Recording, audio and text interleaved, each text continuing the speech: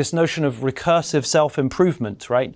Closing the loop so that the AI is in charge of defining its own goals, acquiring more resources, updating its own code with respect to some objective. These are pretty dangerous capabilities. Just as we have KYC, know your customer, or just as we license developers of nuclear technologies and all the components involved in that supply chain, there'll be a moment where if some of the big technology providers want to experiment with those capabilities, then they should expect there to be robust audits, they should expect them to be licensed, and there should be independent oversight. So how do you get that done? And there seem to me there are sort of several challenges in doing it. One is the division between the relatively few leading edge models, of which you have one, and then the larger tail of open source models where the ability to build the model is decentralized, lots of people have access to it.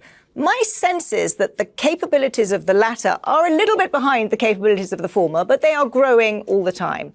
And so if you have really considerable open source capability, what is not to stop the angry teenager in some small town developing capabilities that could shut down the local hospital? And how do you, in your regulatory framework, guard against that? Well, look, part of the challenge is that these models are getting smaller and more efficient. And we know that from the history of technologies. Anything that is useful and valuable to us gets cheaper, easier to use, and it proliferates far and wide.